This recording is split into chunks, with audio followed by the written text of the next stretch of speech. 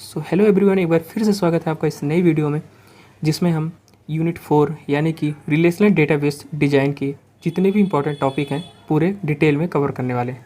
इससे पहले हमने यूनिट 1, 2 एंड यूनिट 3 के जितने भी इंपॉर्टेंट टॉपिक थे सारे कवर कर लिए हैं। अगर आपने उन तीनों वीडियो को नहीं देखा है तो पहले उन तीनों वीडियो को देख लीजिए, फिर इस यूनिट 4 को कवर कर लेना। ठीक है, तो चलिए देख लेते हैं इसके इंपॉर्टेंट टॉपिक कौन कौन से हैं। पहले हमारा डेटाबेस नॉर्मलाइजेशन, सेकेंड है एनोमलीज, एंड थर्ड है functional dependency, decomposition and last है BCNF। ये हैं इस यूनिट 4 के सारे इंपॉर्टेंट टॉपिक, इन्हीं को हम डिटेल में कवर करने वाले हैं। तो पहले चलो देख लेते हैं क्या होता है डेटाबेस नॉर्मलाइजेशन। अगर नॉर्मलाइजेशन की बात करें तो नॉर्मलाइजेशन हमारे लिए कोई नया वर्ड नहीं है। हम कभी न कभी एग्ज़ाम, अगर कोई गवर्नमेंट एग्ज़ाम होता है तो उसका जब रिजल्ट आता है तो उसमें बोला जाता है कि नॉर्मलाइजेशन के बाद ये नंबर आए हैं और नॉर्मलाइजेशन से पहले कुछ ये ऐसे नंबर थे जो इतने मार्क्स थे। तो नॉर्मलाइजेशन का मतलब क्या होता है कि एक तरह से उसमें काउंट किया जाता है कि कभी किसी के नंबर बढ़ भी सकते हैं या फिर घट भी सकते हैं नॉर्मलाइजेशन के बाद। तो हमारे लिए कोई नया वर्ड नहीं है, बस वैसे ही कुछ डेटाबेस के अंतर्गत है। तो क्या है, चलिए समझ लेते हैं इसमें क्या है कि DBMS में नॉर्मलाइजेशन डेटा को ऑर्गेनाइज, व्यवस्थित करने की प्रक्रिया है। मतलब DBMS में जो भी नॉर्मलाइजेशन है तो उसके अंतर्गत क्या किया जाता है कि डेटा को ऑर्गेनाइज किया जाता है। मतलब डेटा को ऑर्गेनाइज करने की जो प्रक्रिया है उसे ही हम नॉर्मलाइजेशन बोलते हैं। ठीक है, सामान्यतः ये जो भी नॉर्मलाइजेशन है 2 स्टेप में कंप्लीट होती है, प्रोसेस होती है। इसमें पहला स्टेप की बात करें तो पहला स्टेप क्या है, पहले स्टेप में यह रिलेशनल टेबल में से रिडंडेंट डाटा मतलब क्या होता है कि जो एक से अधिक बार यूज हुआ हो या स्टोर हुआ हो उसे बोलते हैं रिडंडेंट। ठीक है, उस डाटा को हम क्या बोलते हैं, रिडंडेंट को एलिमिनेट करता है। मतलब पहले स्टेप में क्या होता है कि जो रिलेशनल टेबल है, मतलब जो भी टेबल है उसमें जो डुप्लीकेसी है डाटा जो एक से अधिक बार रिपीट हुआ हो उसे एलिमिनेट करता है, उसे हटाता है। पहले स्टेप में इसका काम ये होता है। और दूसरे स्टेप में क्या कंप्लीट करता है, ये कौन सी प्रोसेस कंप्लीट करता है, दूसरे स्टेप में यह इंश्योर करता है कि टेबल में केवल उससे संबंधित ही डेटा स्टोर हो, उससे अलावा जो भी उससे रिलेटेड नहीं है, उससे रिलेटेड जो डेटा नहीं है वो स्टोर ना हो। तो 2 चीज़ इसमें जो 2 स्टेप में प्रोसेस होती है। पहले स्टेप में क्या होगा, डुप्लीकेसी नहीं होगी डेटा की, और दूसरे स्टेप में क्या है जो उससे रिलेटेड होगा, टेबल से रिलेटेड वही डाटा इसमें स्टोर होगा। ठीक है, तो ये हमारे लिए समझना जरूरी था नॉर्मलाइजेशन के अंतर्गत कौन कौन सी 2 प्रोसेस होती है। अब नॉर्मलाइजेशन का उद्देश्य क्या है उसे समझ लेते हैं कि नॉर्मलाइजेशन का मुख्य उद्देश्य ऐसे रिलेशनल टेबल के समूह को क्रिएट करना है जिसमें कि रिडंडेंट डाटा ना हो। मतलब ऐसे इसका मुख्य उद्देश्य क्या है कि ऐसे समूह को क्रिएट करना, टेबल के समूह को क्रिएट करना जिसमें कि डेटा की डुप्लीकेसी ना हो। ठीक है, तथा जो निरंतर और सही तरीके से मॉडिफाइड हो सके। मतलब उसमें डुप्लीकेसी नहीं होगी और उसे मॉडिफाई करने के लिए कोई दिक्कत परेशानी ना हो, तो वो नॉर्मलाइजेशन के मुख्य उद्देश्य के अंतर्गत आ जाता है। ठीक है, तो ये आपको ध्यान में रखना है। नेक्स्ट हम समझ लेते हैं क्या है इसमें। नेक्स्ट है टाइप्स ऑफ नॉर्मल्स फॉर्म। मतलब जो भी नॉर्मलाइजेशन के जो टाइप्स हैं वो उन्हें देख लेते हैं कितने टाइप के होते हैं। तो नॉर्मलाइजेशन के जो फॉर्म है कि कितने स्टेप में कौन कौन से तरीका अपनाएं, नॉर्मलाइजेशन के अलग अलग तरीके हैं हमारे पास, तो वो कौन कौन से उन्हें देख लेते हैं। पहला है फर्स्ट नॉर्मल फॉर्म, जिसे हम शॉर्ट में बोलते हैं 1NF। ऐसे ये second normal form, third normal form, fourth normal form and fifth normal form.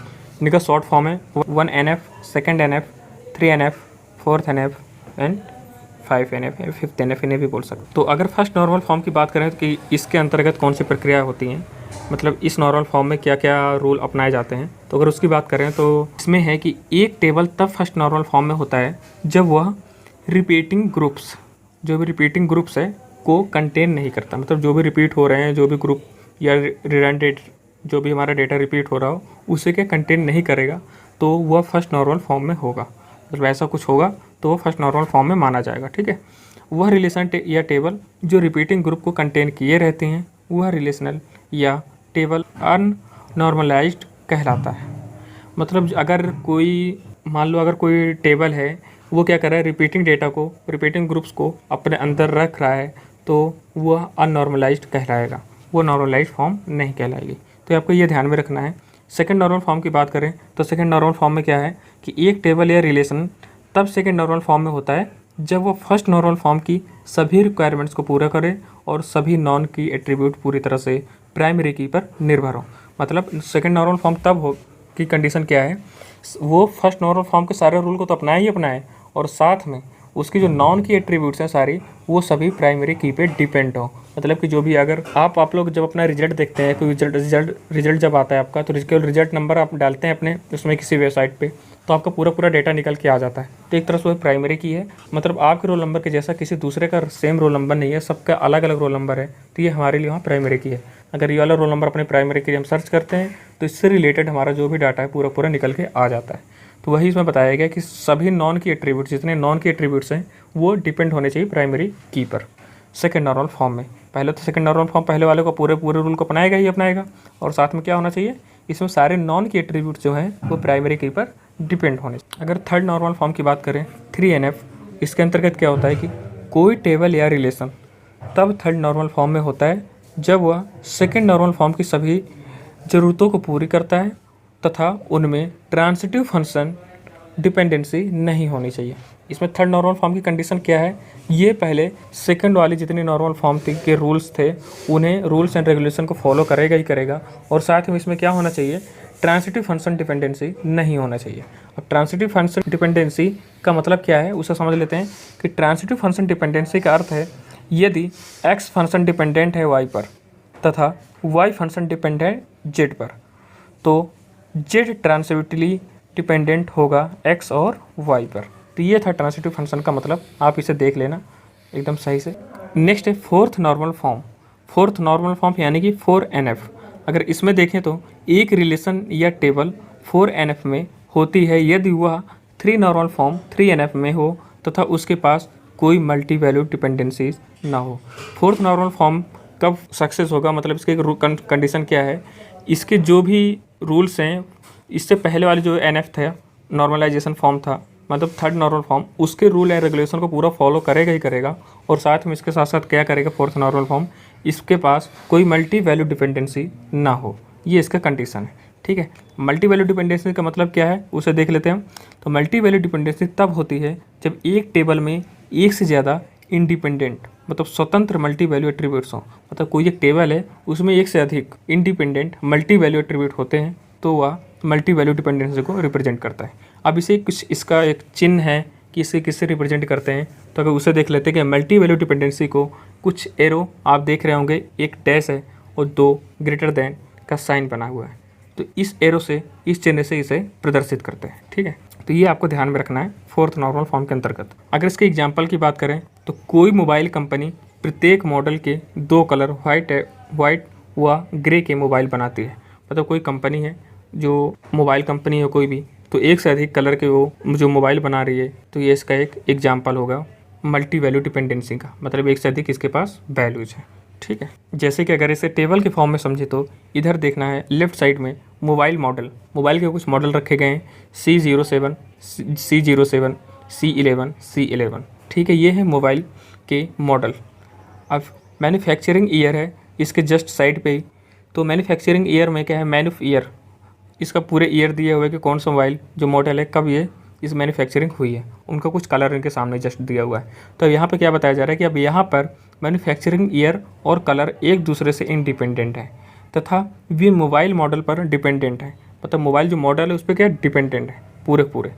तो हम इस प्रकार की डिपेंडेंसी को निम्न प्रकार से प्रदर्शित करते हैं। अब वहाँ पे जो हम ऊपर चिन्ह देखे थे कि इसे इस चिन्ह के द्वारा प्रेजेंट करते हैं, इस मार्क्स द्वारा, तो यहाँ पे देख लेते हैं कैसा एरो है।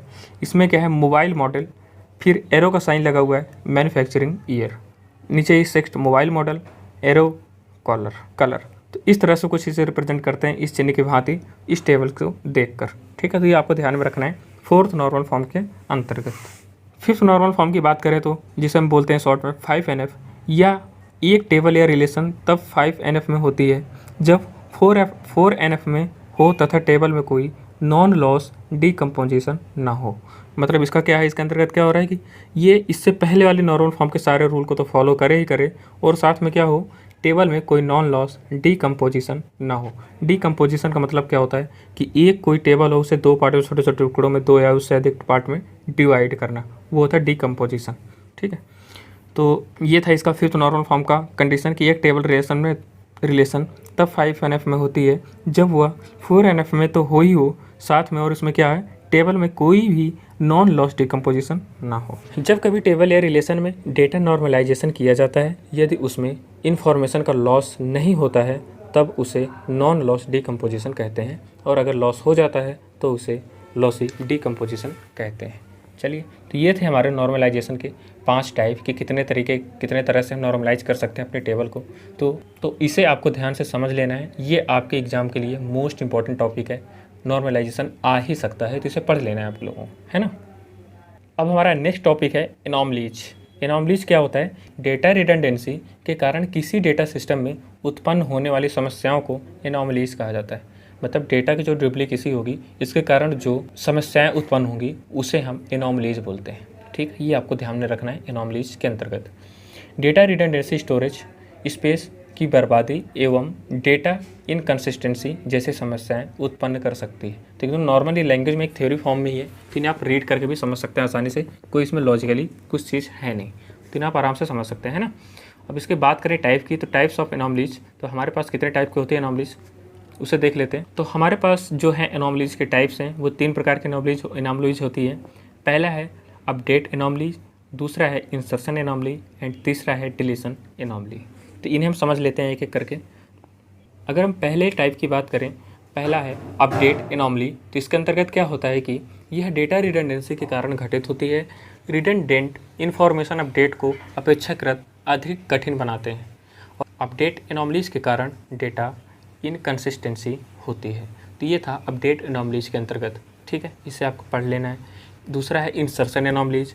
इंसर्शन एनॉमली के अंतर्गत क्या होता है कि जब आप किसी रिलेशन या टेबल की प्राइमरी की वैल्यू की आपूर्ति किए बिना उस रिलेशन या टेबल में एक नया ट्यूपल या रिकॉर्ड इंसर्ट नहीं कर सकते, तो इसे इंसर्शन एनॉमलीज कहा जाता है। ठीक है, तो ये आपको ध्यान में रखना है इंसर्शन एनॉमलीज के अंतर्गत। अगर इसके एग्जाम्पल की बात करें तो एग्जाम्पल है इसका, स्टूडेंट नामक एक टेबल है, एक नए छात्र के ट्रिपल रिकॉर्ड को तब तक इसमें इंसर्ट नहीं किया जा सकता जब तक कि वह छात्र किसी कोर्स में एनरोल नहीं है। तो ये इसका एग्जाम्पल है इंसर्शन एनॉमली का। ये सारे नॉर्मल है, थ्योरी फॉर्म में ही है, अगर आप एक बार इन्हें रीड भी करेंगे तब भी चीज़ें समझ में आ जाएंगी, तो मैंने केवल ऐसे एक्सप्लेन कर दे रहा हूँ बस।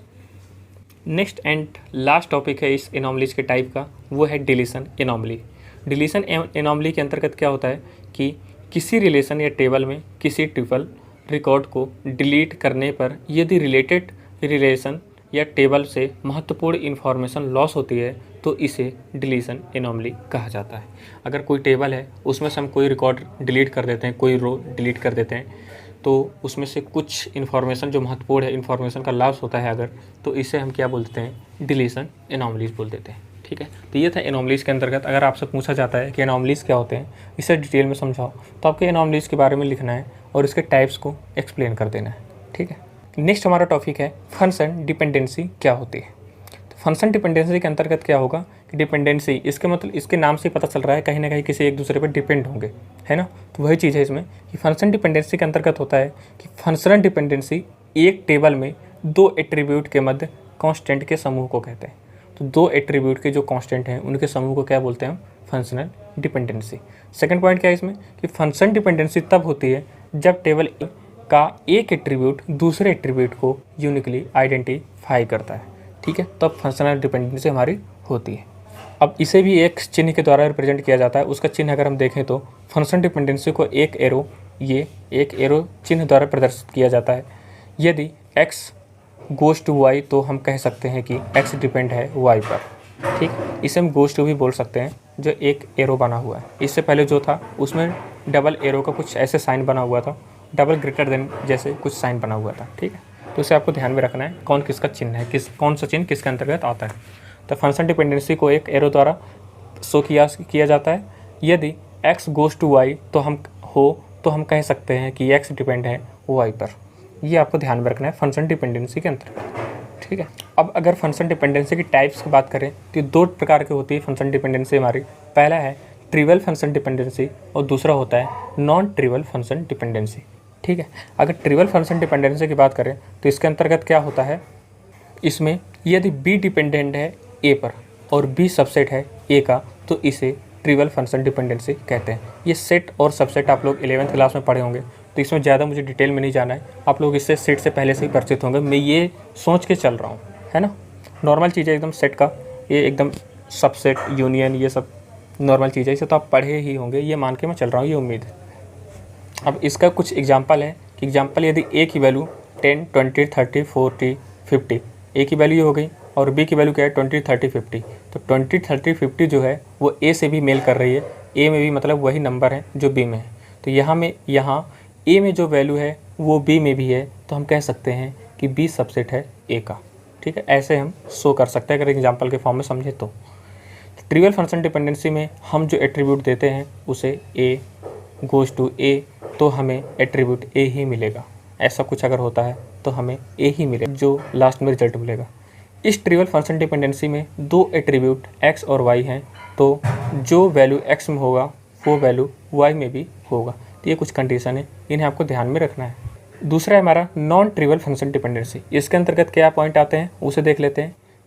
ए गोज़ टू बी में नॉन ट्रिवियल फंक्शन डिपेंडेंसी है यदि बी ए का सबसेट नहीं है। तो सबसेट को आपको कैसे समझें, सबसेट के ऊपर एग्जांपल दिया था उसे वहाँ से आपको यहाँ रिलेट करना है कि ए गोज़ टू में नॉन ट्रिवियल फंक्शन डिपेंडेंसी है यदि बी ए का सबसेट नहीं है, तो क्या होगा, नॉन ट्रिवियल फंक्शन डिपेंडेंसी होगी किसमें, ए गोज़ टू बी में। ठीक है, जब ए इंटरसेक्शन बी नल होता है, जब ए और बी का कुछ इंटरसेक्शन निकालते हैं और नल फाइंड होता है हमें रिजल्ट में, तो ए गोज़ टू बी को पूर्ण नॉन ट्रिवियल कहा जाता है। ठीक है, तो ये आपको ध्यान में रखना है नॉन ट्रिवियल फंक्शन डिपेंडेंसी के अंतर्गत। तो ये हमारे फंक्शन डिपेंडेंसी थी। इसके जो दो टाइप्स है, trivial function dependency and non trivial function dependency, तो इन्हें आपको पढ़ लेना आराम से और रिवाइज करते रहना है, रफ में बार बार लिख के या कॉन्सेप्ट को समझना है। रटने का प्रयास बिल्कुल नहीं करना है, बस कॉन्सेप्ट को समझना है, नहीं तो रटने के बाद चीज़ें भूल जाएंगी बहुत जल्दी और वहाँ पे कंफ्यूज हो सकते हो कि किसका क्या आंसर था, किसके अंतर्गत क्या होता है। बस चीज़ों को एक बार रीड करना, बस चीज़ें पूरी समझ में आ जाएंगी। पूरा थ्योरेटिकल कॉन्सेप्ट है। अब इस फंक्शन डिपेंडेंसी की कुछ प्रॉपर्टीज़ हैं जिसका नाम है, पहला है reflexivity, augmentation, transitive, union, decomposition and pseudo transitivity. तो रिफ्लेक्सिविटी के अंतर्गत जो होता है उसके अंतर्गत क्या होता है, इफ़ यदि y is a subset of x, यदि y सबसेट है किसका, x का, तो इसका रिजल्ट फाइनली क्या होगा, x गोज़ टू y। ठीक है, ऑगमेंटेशन की बात करें तो इफ़ यदि x goes to y, then इसका रिजल्ट क्या है, x z goes to y z. मतलब कुछ एक नया एलिमेंट ले लिया गया है और दोनों पे सेम एलिमेंट का ही मल्टीप्लाई किया जा सकता है। ठीक है, तो ये हो गया ऑगमेंटेशन। नेक्स्ट है हमारा ट्रांसिटिव फंक्शन डिपेंडेंसी। तो इसके अंतर्गत क्या होता है, इफ़ यदि x goes to y and y goes to z, तो देन इसका रिजल्ट क्या होगा, जेड गोज़ टू जेड। तो ये रिजल्ट हो सकता है। ठीक है, यूनियन की बात करें अगर, तो इफ़ यदि x goes to y and x goes to z, तो देन इसका रिजल्ट क्या हो सकता है, x goes to y and z, दोनों एक में हो सकता है, y एंड z। डीकम्पोजिशन की बात करें तो इसमें if x goes to y z then x goes to y and x goes to z। तो ये सारी प्रॉपर्टीज़ हैं, आपको ध्यान में इनकी लिख के प्रैक्टिस करना है और प्रैक्टिस करना ही है इनकी, नहीं तो बहुत जल्दी भूल जाएंगे क्योंकि इनमें कन्फ्यूजन बहुत ज़्यादा है आपस में जितने भी प्रॉपर्टीज़ हैं। और ऐसे ही सूडो ट्रांसिटिविटी की बात करें, यदि x goes to y and z goes to w, then इसमें रिजल्ट इसका फाइंड क्या होगा, x z goes to y w। तो ये सारी थी इसकी प्रॉपर्टी फंक्शन डिपेंडेंसी की, जिन्हें आपको ध्यान में रखना है। अगर आपसे एग्जाम में पूछा जाता है कि फंक्शन डिपेंडेंसी क्या होते हैं, इसे समझाओ, तो फंक्शन डिपेंडेंसी के बारे में आपको लिखना है, उसके टाइप समझाना है और टाइप लिखने के बाद उसकी ये सारी प्रॉपर्टीज़ भी समझा देनी है। तो आपके 5 नंबर 5 मार्क्स कहीं पे नहीं गए, आराम से पूरे मिल जाएंगे। अब आ जाता है हमारा नेक्स्ट टॉपिक है जो डीकम्पोजिशन।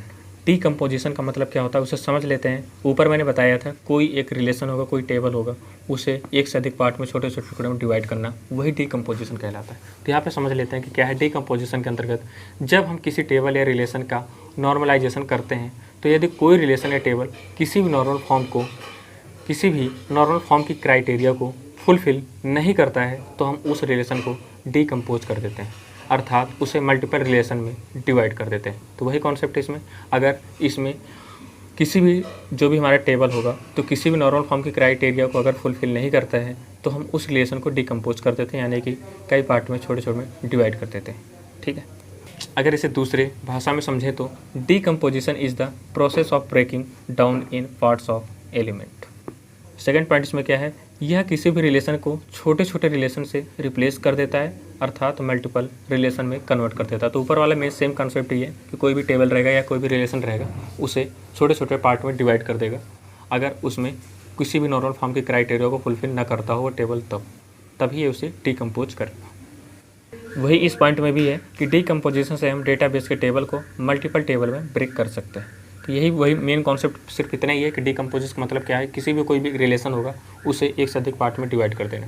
ठीक है, इसे हम अभी डिटेल में समझेंगे नीचे आगे। अगर डिकम्पोजिशन के टाइप्स की बात करें तो हमारे दो टाइप की होती है डिकम्पोजिशन। पहला है लॉसलेस डिकम्पोजिशन और दूसरा है लॉसी डिकम्पोजिशन। लॉसलेस डिकम्पोजिशन के अंतर्गत क्या होता है कि इसमें कोई लॉस नहीं होगा, और लॉसी डिकम्पोजिशन के अंतर्गत क्या होगा, इसमें कुछ न कुछ लॉस ज़रूर होगा हमारे डेटा का टेबल के अंतर्गत।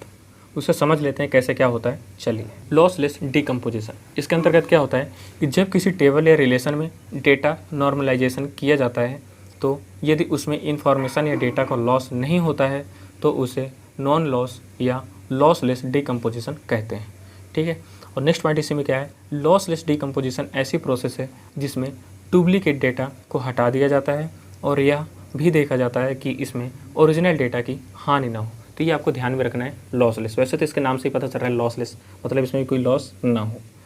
तो इसके दो पॉइंट थे, मेजर पॉइंट थे, इन्हें आपको ध्यान में रखना है। सेकंड है लॉसी डिकम्पोजिशन। इसके अंतर्गत क्या होता है कि किसी रिलेशन या टेबल को डिकम्पोज करने के बाद यदि उसमें एक्स्ट्रा डेटा ऐड होता है, अर्थात एक्स्ट्रा डेटा जनरेट होता है, तो वह लॉसी डिकम्पोजिशन कहलाता है। मान लो कि इसे पहले कोई भी एक रिलेशन होगा, उसे कई पार्ट में डिवाइड करेंगे, फिर उन्हें कुछ मर्ज करेंगे, तो मर्ज करने के बाद जो भी हमारी टेबल नहीं मिलेगी, और जो पहले वाली टेबल जिसे हम डिवाइड किए थे, तो जो भी हमारे टेबल मिली है दोनों को कंपेयर करेंगे पहले वाली टेबल के से, और जो हमें टेबल अब मिली है दोनों का कंपैरिजन करेंगे दोनों के डाटा का। अगर डेटा दोनों में सेम रहता है तो वह है लॉसलेस डिकम्पोजिशन, और अगर दोनों में जो नेक्स्ट वाली हमें सेकंड वाली टेबल प्राप्त हुई है मर्ज करने के बाद उसमें डेटा उस पहले वाली टेबल से अधिक मिलता है, ये डुप्लीकेट डेटा की प्राप्ति होती है, तो वो क्या कहलाएगा, लॉसी डिकम्पोजिशन। इसे हम समझ लेते हैं अपने वीडियो के अंतर्गत। तो इसके लिए हमें चलना पड़ेगा बोर्ड में, क्योंकि ऐसे इस तरह वीडियो में इस प्रोसेस को समझना थोड़ी दिक्कत की बात है, इसलिए हम चलते हैं बोर्ड में। वहाँ पे हम कुछ एक आर नाम की टेबल बनाएंगे, उसे दो पार्ट में डिवाइड करेंगे, R1 और R2, मतलब डिकम्पोज करेंगे। फिर उसे क्या करने वाले हैं, हम मर्ज करेंगे। मर्ज करने के बाद कुछ रिजल्ट फाइंड होगा, जो रिजल्ट हमें टेबल मिलेगी उसे फर्स्ट वाले टेबल के साथ कंपेयर करेंगे। कंपेयर करने के बाद अगर हमें रिजल्ट दोनों का सेम मिलता है तो वह है लॉसलेस डिकम्पोजिशन। अगर दोनों का रिजल्ट डिफरेंस मिलता है तो है लॉसी डिकम्पोजिशन। तो चलिए चलते हैं बोर्ड में और यहाँ पर डिटेल में समझते हैं क्या कैसे होता है। तो अब मान लीजिए हमारे पास क्या है, आर नाम की टेबल है, ये इसे डिकम्पोज करेंगे। तो जब डिकम्पोज करेंगे तो जो भी कोई भी टेबल रहेगा उसके छोटे छोटे टुकड़े में उसे डिवाइड करना होता है। तो मान लो आर नाम की हमारी टेबल थी, ये हो गया आर। अब इसे डिकम्पोज करेंगे अगर दो पार्ट में डिवाइड होगी, इसमें एक R1 में और R2 में। तो जो दो पार्ट में डिवाइड हो गया तो इसे मर्ज भी करना है हमें कॉन्सेप्ट के अकॉर्डिंग। तो सब जब मर्ज करेंगे तो मर्ज होने के कुछ ना कुछ इसके रूल है कि अगर ऐसा कुछ होगा तो ये होना चाहिए और इसके साथ साथ ये होना चाहिए। तो क्या होगा उसे समझ लेते हैं हम। तो मर्ज करने पर पहला क्या है कि अगर R1 का इंटरसेक्शन R2 के साथ निकालते हैं तो हमें क्या होना चाहिए, एक R1 या फिर R2, इन दोनों में से हमें एक कॉमन एट्रीब्यूट मिलना चाहिए। क्या होना चाहिए, जो भी R1 या R2 का इंटरसेक्शन निकालेंगे तो उन दोनों इंटरसेक्शन निकालने के बाद एक रिजल्ट निकलेगा। वो रिजल्ट क्या होना चाहिए, या R1 या फिर R2, इन दोनों में से हमें एक कॉमन एट्रीब्यूट मिलना चाहिए। ठीक है, और सेकंड पॉइंट इसका क्या है, और दोनों टेबल में से जो भी हमारी जो दो टेबल इसमें क्रिएट होंगी तो दोनों टेबल में से क्या होगा, दोनों टेबल में से किसी एक टेबल में एज अ की रिएक्ट करना चाहिए। तो ये दोनों चीज आपको ध्यान में रखना है। जो भी मर्ज करने के बाद जो भी एक टेबल को हम डिकम्पोज करेंगे, दो पार्ट में डिकम्पोज होगा, जितने भी अगर पार्ट में डिकम्पोज करने के अपने एट्रीब्यूट के अकॉर्डिंग, अगर दो पार्ट में डिकम्पोज होता है तो इसे मर्ज भी करना पड़ेगा। मर्ज अगर करेंगे तो उसके दो रूल निकल के आते हैं, दो कॉन्सेप्ट की मर्ज करने पे क्या क्या हमारा होना चाहिए। चलिए टेबल बना के हम समझ लेते हैं कि टेबल से कैसे ये मर्ज होगा और हमारा लॉसलेस और लॉजी डिकम्पोजिशन कैसे प्राप्त होगा। ठीक है, अब मान लीजिए हमारे पास क्या एक आर नाम की टेबल है जो यहाँ पे दी हुई है, जिसमें तीन एट्रीब्यूट हैं A, B एंड C। अब ये एक आर नाम की टेबल बन गई, इसमें कितने एट्रीब्यूट हैं, कितने कॉलम है, तीन, A, B और C। अब इनका कुछ वैल्यू है, A की कितनी वैल्यू है, A1 A2 A1, फिर से B की अगर वैल्यू देखें तो B1 B1 B2, और C की अगर वैल्यू देखें तो C1 C1 और C2। तो ये सब हो गया, तो ये इसके सारे डाटा हैं। अब ये पूरी जो टेबल है, अब इस R1 को हम जो R था तो उसे दो पार्ट में डिवाइड किए थे हम लोग। तब जैसे ये वाली टेबल है तो इसे दो पार्ट में अगर डिकम्पोज करेंगे तो क्या होगा, एक R1 की वैल्यू निकलेगी AB के साथ और R2 की जो वैल्यू निकलेगी BC के साथ। ऐसा कुछ होगा। तो हमने क्या किया, नेक्स्ट वाले पे डीकम्पोज करने पर इस वाले टेबल को क्या करना है, डीकम्पोज करना है। डीकम्पोज करने के बाद हमें क्या रिजल्ट निकलने वाले, ए बी की कुछ वैल्यू होंगे और बी सी की। तो ए बी की जो वैल्यू है, तो ए वाली वैल्यू और बी वाली वैल्यू एक साथ रखी जाएंगी, और जो बी सी की वैल्यू है वो बी वाली वैल्यू और सी वाली वैल्यू एक साथ रखी जाएंगी। जैसे जैसे कि यहाँ पे आपको शो हो रहा है, ए की वैल्यू A1 A2 A1, यहाँ से देख लीजिए, और बी की वैल्यू क्या है, बी की वैल्यू B1 B1 B2, और ऐसे यहाँ पे देखेंगे बी की वैल्यू फिर से वही और सी की वैल्यू कुछ रखी है। ये था डीकम्पोजिशन इस वाली टेबल का। तो दो पार्ट में से डीकम्पोज कर दिया, ठीक है, R1 और R2 में यहाँ से। अब इससे जो भी डीकम्पोज किए हैं तो इसे मर्ज भी करना पड़ेगा। मर्ज वाले का हमें कॉन्सेप्ट में पता है कि मर्ज वाले का कॉन्सेप्ट क्या था, जो हम इससे पहले देखे थे जस्ट। तो इसे जब मर्ज करेंगे तो मर्ज करने के बाद हमें टेबल निकल के आएगी, ये कुछ। अब यहाँ पे टेबल हम यहाँ से लिखने वाले डाटा इसके अंदर क्या होगा, तो एक टेबल निकल के आएगी। फिर इस टेबल का जो इस टेबल को और इस टेबल को दोनों को आपस में कंपेयर करेंगे, मतलब दोनों के डाटा को आपस में कंपेयर करेंगे। अगर इसमें डुप्लीकेसी निकलती है इस वाले टेबल में, इसके अलावा और भी डाटा निकल के आता है, तो हमारे क्या कहलाएगा, ये लॉसी डीकम्पोजिशन। अगर कोई डुप्लीकेसी डाटा नहीं निकलता है, मतलब इससे अधिक डाटा इसमें नहीं निकलता है, तो हमारे क्या कहेगा, लॉसलेस डीकम्पोजिशन कहलाएगा। यही हम यहाँ पे फाइंड करने वाले हैं। तो जो भी हमारे यहाँ पे डीकम्पोजिशन हुआ है, इससे दो पार्ट में डिवाइड हो गया। अब हमें क्या करना है, बी के सापेक्ष इसे मर्ज करेंगे। जो भी डीकम्पोजिशन हुआ इसे क्या करेंगे, मर्ज करेंगे। तो मर्ज करने का मतलब किसके सापेक्ष करने वाले हैं, बी के सापेक्ष। बी हमारे यहाँ पे क्या है, ये B1 है, और इस साइड देखें तो B1 और B1 दो जगह है। तो अगर जैसे बी के सापेक्ष मर्ज करेंगे तो एक तो पहले ये है बी, ये, और दूसरा क्या है, ये, ठीक है। तो अगर यहाँ पे पहले डाटा इसके अकॉर्डिंग यहाँ पे फिल करें, तब A1 की वैल्यू ए की जगह में A1 हो जाएगा, और बी की वैल्यू क्या है, B1 ही रहेगी, B1 B1। पहले इसके लिए देखते हैं। फिर है सी की वैल्यू क्या है, C1, ठीक है। अब फिर से B1 इसके लिए देखेंगे तो फिर से हमारा डाटा क्या आएगा, सेम ही रहेगा। तो हम एक ही बार से रखते हैं, नो प्रॉब्लम इतने में। नेक्स्ट है हमारा क्या, बी के सापेक्ष यहाँ पे देखें तो बी के सापेक्ष B1 है यहाँ पे, और B1 इस साइड देखेंगे कहाँ पे, एक ये है, इसके सामने सामने ये B1, और एक क्या है ऊपर, एक तो इसके जस्ट सामने था, और एक क्या है ऊपर B1। यहाँ पे B1 से अगर कंपेयर करेंगे तो A2, ए की वैल्यू A1, ए की वैल्यू में क्या मिलेगी A2, और बी की वैल्यू B1 ही है, B1, और सी की वैल्यू C1, ठीक है। इस वाले निकल गया। और जैसे ही डायरेक्ट यहाँ पे भी देखेंगे तो B1 ये भी B1 ही है और C1 ही है, ये सेम ही रहेगा, कोई इसमें चेंजेस नहीं आएगा। नेक्स्ट हम देखेंगे, नेक्स्ट B2 है। तो B2 और तो कहीं यहाँ पे है नहीं, केवल इसके जस्ट सामने सामने ही है। तो यहाँ पे एक ही जगह कंपेयर करेंगे तो A1 की वैल्यू अगर देखेंगे तो A1 है, ए की वैल्यू अगर देखेंगे तो A1 है, और बी की वैल्यू क्या है, B2। इस बार क्या हमारा निकल गया कि B2, और यहाँ पे सी की वैल्यू अगर देखेंगे तो क्या है यहाँ पे C2। अब यहाँ पे कुछ समय डाटा निकल के आया, इस डाटा को जो भी इस टेबल में डाटा है उससे क्या इस वाले टेबल से कंपेयर करेंगे। पहले फर्स्ट वाली रो में देखेंगे क्या डाटा सेम है दोनों का, A1 B1 C1, A1 B1 C1, तो हमारे क्या डाटा सेम है। नेक्स्ट वाली रो पे देखेंगे A2 B1 C1, A2 B1 C1, ये वाला भी हमारा सही है। अब इससे कंपेयर किया लास्ट वाली रो से A1 B2 C2, A1 B2 C2। तो यहाँ पे हम दोनों जब टेबल का कंपेयर करेंगे तो दोनों कंपेयर करने के बाद हमें क्या रिजल्ट निकल के आ रहा है कि दोनों को कंपेयर करने के बाद कोई भी डाटा इसमें डिफरेंस नहीं है, मतलब डुप्लीकेसी नहीं है, एक्स्ट्रा डाटा कोई भी ऐड नहीं हुआ है। तो यहाँ पे हमें क्या हो गया, ये लॉस लेस डीकम्पोजिशन ये कहलाएगा। अगर यहाँ पे डुप्लीकेसी कुछ डाटा आ जाता है और इससे अधिक एक्स्ट्रा डाटा आ जाता तो क्या कहलाता है, लॉसी डीकम्पोजिशन, ठीक है। अब हम समझ लेते हैं लॉसी डीकम्पोजिशन क्या होता है, ठीक। अगर लॉसी डीकम्पोजिशन की बात करें तो हमें क्या पता है कि अगर डाटा एक्स्ट्रा ऐड हो जाएगा तो हमारा लॉसी डीकम्पोजिशन कहलाएगा। तो यहाँ पे भी कोई डाटा ऐड नहीं है। हमने क्या किया है, अभी तक इससे पहले एक टेबल बनाई थी लॉसलेस के लिए, तो टेबल हमारी सेम ही है, कोई उसमें चेंजेस नहीं है, लेकिन इसका डीकम्पोजिशन किया था। डीकम्पोजिशन किया दो पार्ट में हुआ था, एक R1 AB और R2 BC हुआ था इससे पहले वाले में। लेकिन अपन ने यहाँ पे क्या कर दिया है, दो पार्ट में से डीकम्पोज किए हैं, एक R1 AB के नाम से और दूसरा R2 है AC के नाम से। मतलब यहाँ पे BC था, अब यहाँ पे क्या कर दिया है, AC हो गया। तो अगर इस जगह, तो अगर आप लोग इस साइड देखेंगे डीकम्पोजिशन जब इसे करेंगे तो क्या होगा, एक AB है और दूसरा है AC। तो AB की वैल्यू यहाँ से उठा के रखेंगे, A के नीचे A वाली वैल्यू और B के नीचे जस्ट B वाली वैल्यू, ठीक है। और यहाँ पे A की वैल्यू फिर से रखेंगे A वाली वैल्यू और C के नीचे C वाली वैल्यू। अब दोनों को हमें मर्ज करना है। मर्ज करने के बाद हमें जो भी रिजल्ट आएगा यहाँ पे रखना है। तो मर्ज करेंगे पहले क्या करना है, A के सापेक्ष मर्ज करना है। इससे पहले क्या था हमारा, B के सापेक्ष मर्ज था। अब यहाँ पे क्या करना है, A के सापेक्ष मर्ज करना है। जब A के सापेक्ष मर्ज करेंगे तो देखोगे यहाँ पे A1 है, और A1 इस साइड चेक करना है कि कहाँ कहाँ पे है। तो A1 एक यहाँ पे है और A1 कहाँ पे है, जस्ट यहाँ पे। दो जगह हमें मिला, तो हमें A की वैल्यू क्या होगी, सबसे पहले A1 हो जाएगी, और B की वैल्यू अगर बात करें तो B की वैल्यू हमारी क्या है, यहाँ पे B1 ही है, और C की वैल्यू क्या है, C1, ठीक है। यहाँ पे कोई दिक्कत नहीं है। अब इस वाले A1 की वैल्यू अब यहाँ पे इसके सापेक्ष होगा मर्ज, तो A1 हो गया, तो A की वैल्यू हमारी क्या है, A1 ही है, तो A1 लिख देंगे यहाँ पे। अब B की वैल्यू अगर चेक करें तो B1 ही है, और यहाँ पे तो कोई B1 तो है नहीं, कोई B वैल्यू है नहीं, तो B1 यहाँ पे सेम हो जाएगा। अब C की बात करें तो यहाँ पे C2 है, इससे पहले क्या था C1 था इस वाली लाइन पे, यहाँ पे देखेंगे तो C2 है, तो C2 रख देंगे।